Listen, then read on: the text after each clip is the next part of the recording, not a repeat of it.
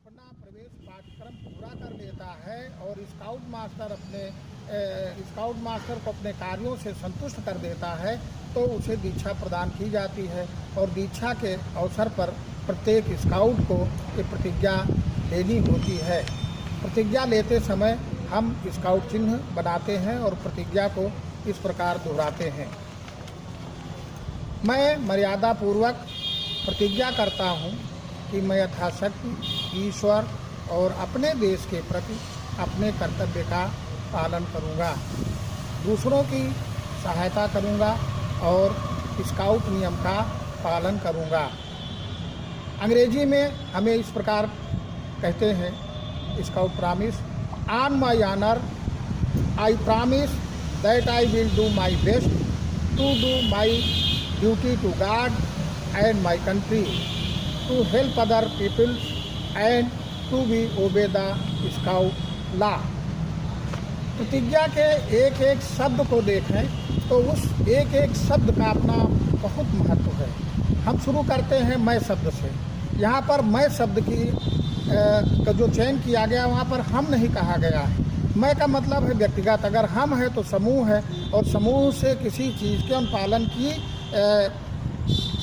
सुनिश्चितता नहीं की जा सकती, इसलिए यहाँ पर मैं का मतलब केवल मैं। और तो मैं शब्द का अपना महत्व है। इसके बाद दूसरा शब्द आता है मर्यादा पूर्वक। मर्यादा एक अपनी जगह पर है जिसमें अपना सम्मान बनाए रखते हुए बिना किसी डर और भय के हम इस प्रतिज्ञा को दोहराते हैं। आज के कोरोना वायरस पीरियड में भी आप देखें हम लोग भी शपथ लेते हैं, बच्चों से भी शपथ कराते हैं और उसमें 2 गज बराबर दूरी बनाए रखने का, मास्क लगाने का, साबुन से हाथ धोने की प्रतिज्ञा लेते हैं।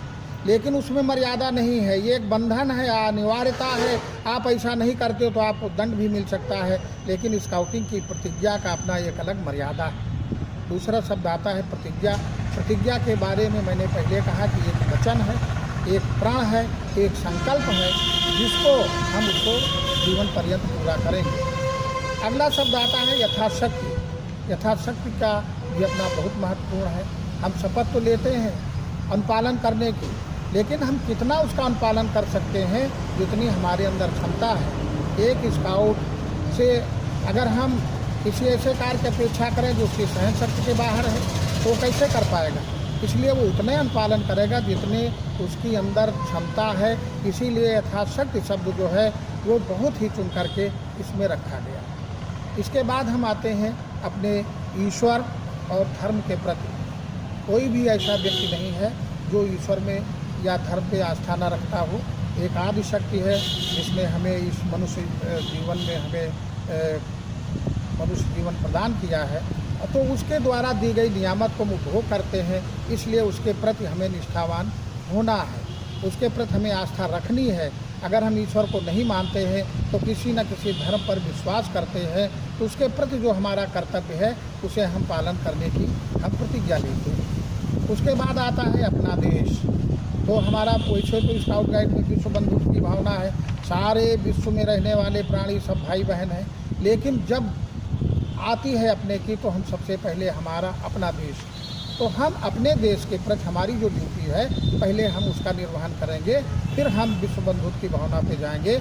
इसलिए हम अपने देश के प्रति, क्योंकि जहाँ पर रहते हैं, जिसका खाते पीते और समाज में हम जहाँ पर जीते हैं उसके प्रति हमारी ड्यूटी बनती है, उसका हम पालन करें। फिर दूसरा आता है दूसरों की सहायता करना। यहाँ पर हमें दूसरों की सहायता करनी है। दूसरों की सहायता में हमें ये देखना है कि हम सहायता उसकी करेंगे जिसको सहायता की आवश्यकता है। उदाहरण के लिए हम एक स्टेशन पर जाते और देखते हैं कि एक हष्टपुष्ट एक व्यक्ति है जो अपनी अटैची को लेकर के ट्रेन में सवार हो सकता है, लेकिन वो स्काउट से देख करके अपेक्षा करता है कि हमारी मदद करे। तो वो स्काउट उसकी मदद क्यों करेगा? उसकी मदद करेगा जो समर्थ नहीं है, जो अपना सामान नहीं चढ़ा सकता, उसकी मदद करेंगे। इसी चीज़ को हमें हर जगह देखना है कि हम जो सुपात्र हैं, जिनके लिए आवश्यकता है, पीड़ित हैं, दीन दुखी हैं, आवश्यकता वाले व्यक्ति हैं, उनके लिए हम अपने परिवार में भी उनकी सहायता करेंगे, उनकी जिनके लिए हमें आवश्यकता है। और सबसे अगला हमारा जो बिंदु आता है वो आता है स्काउट नियम का पालन करेंगे। स्काउट नियम जैसा हम जानते हैं उसके 9 पॉइंट हैं। 9 पॉइंट में जितनी चीज़ें हुई हैं अगर हम उनको एक तरह से परिपालन करते हैं तो सबका सब हमारी इस प्रतिज्ञा में निहित हो जाता है और हम एक आदर्श नागरिक बनाने को उन्मुख होते हैं। जय हिंद।